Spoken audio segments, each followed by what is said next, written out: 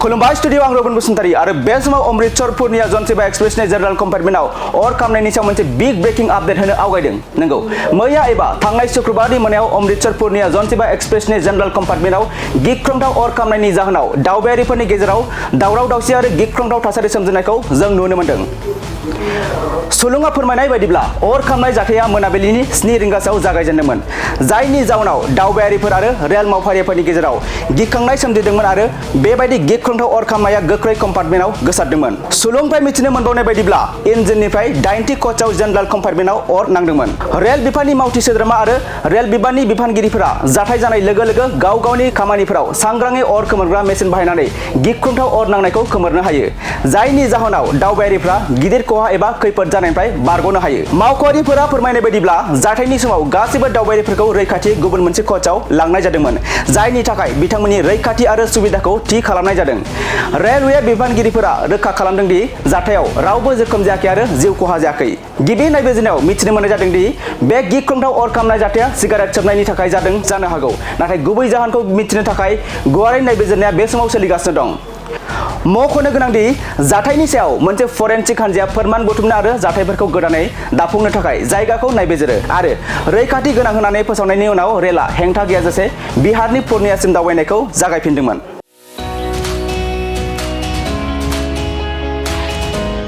मोनसे फोसावथाय bachelor of vocational nursing care लानो गोसो गुदुं लाइमोनफोरनि थाखाय मोनसे गोजोनथाव खौरां।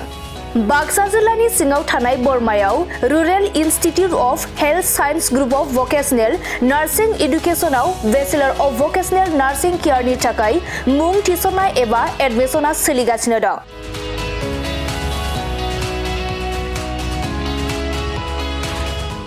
बे बेचलर अफ भकेशनेल नार्सिं केयाराव मुं थिसननो थाखाय फरायसाया जायखिजाया स्ट्रिमनिफ्राय एचएस आनजादखौ उथ्रिनाय जानांगोन।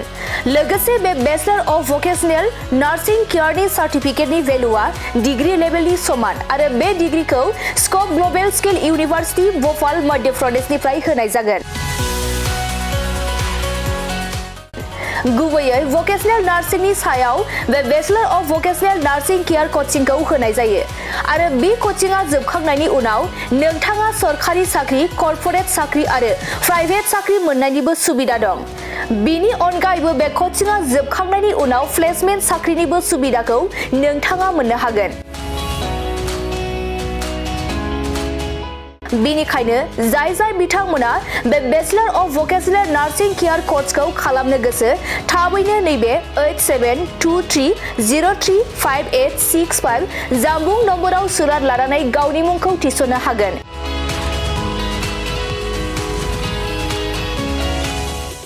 खुलुमबाय, आं नोंथांमोननो दिनै बे भिडिअनि गेजेरजों जोबोर मोजां मोनसे खौरां फोसावनो थाखाय लाबोनाय जादों।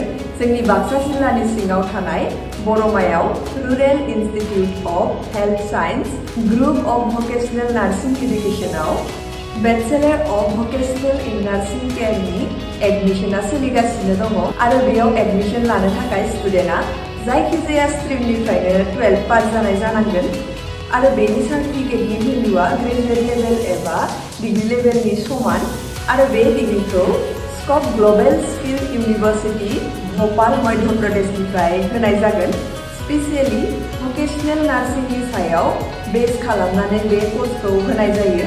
कर्स कमप्लिट जाखांनायनि उनाव गभर्नमेन्ट जब, कर्परेट जब आरो प्राइभेट जबजों लोगोसे फार्दार मास्टार डिग्री खालामनो गोसोब्ला खालामनोबो हायो आरो बेयाव कर्स कमप्लिट जाखांनायनि उनाव प्लेसमेन्ट जबनिबो सुबिदा दङ।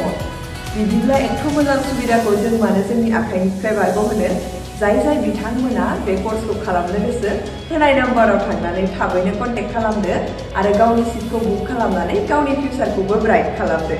Thank you.